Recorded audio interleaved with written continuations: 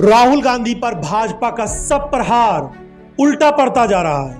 राहुल को कमजोर करने का भाजपा नेताओं का तमाम प्रयास भी विफल हो रहा है। विपक्ष के नेताओं को भी राहुल की बढ़ती ताकत का अंदाजा होने लगा है।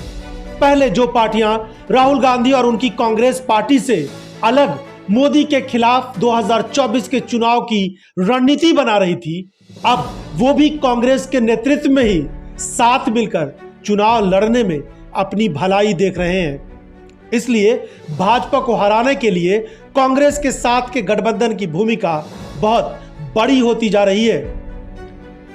बीआरएस सांसद और तेलंगाना के सीएम के चंद्रशेखर राव की बेटी के कविता के बयान ने भाजपा को बड़ी चुनौती का एहसास करा दिया है।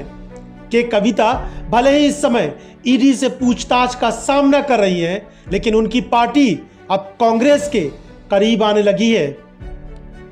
के चंद्रशेखर राव, जिनके बारे में कहा जा रहा है कि वो कांग्रेस से अलग अपने गठबंधन बनाने की जुगत में लगे हैं, पिछले दिनों तेलंगाना के खम्मम में बीआरएस अध्यक्ष और तेलंगाना के मुख्यमंत्री के चंद्रशेखर राव की अध्यक्षता में हुई एक रैली में दिल्ली के सीएम अरविंद केजरीवाल, पंजाब के मुख्यमंत्री भगवंत मान, केरल सीएम पिनराई विजयन, डी राजा, अखिलेश यादव जैसे नेता शामिल हुए थे। कहा जा रहा था कि कांग्रेस से अलग इनका अलग गठबंधन होगा, लेकिन हालात अब बदल रहे हैं। विपक्ष की पार्टियां क्या सोच रही हैं, ये शत्रुघ्न सिन्हा की इन बातों से अंदाजा लगाया जा सकता है कि कौन सत्ता में आएगा, ये बाद की बात है, लेकिन किसे सत्ता में नहीं रहना है, ये बात पहले करनी होगी। तो कौन होगा प्रधानमंत्री विपक्ष से वो तय करने का भी फायदा नहीं, पहले ही कौन नहीं होगा और किसे नहीं रहना चाहिए वो सब जान रहे हैं और सब मान रहे हैं। वैसे ये भी सच है कि विपक्षी एकता के लिए सबको कुछ ना कुछ कुर्बानी देनी होगी। इनमें सबसे बड़ी भूमिका कांग्रेस की होगी और दूसरे दलों से आए सुझाव को भी कांग्रेस को मानना पड़ेगा। कांग्रेस को सलाह देते हुए केसीआर की बेटी के कविता ने कहा कि देश में 4000 से अधिक विधायक हैं, जिनमें कांग्रेस के विधायकों की संख्या महज 600 के करीब है। सवाल यह है कि आपके पास संख्या बल कहाँ है? तमिलनाडु में 17 एमएलए सरकार में हिस्सेदार, बिहार में भी आप सरकार में साझेदार। ऐसे में सारे हालात को देखकर ही फैसला लेने की जरूरत है।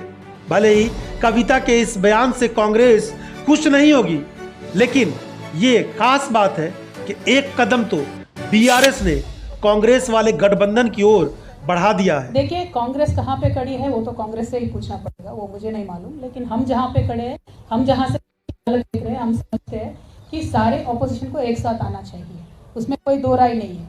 अब कांग्रेस की जिम्मेदारी देश के प्रति क्या है वो कांग्रेस डिसाइड कर ले।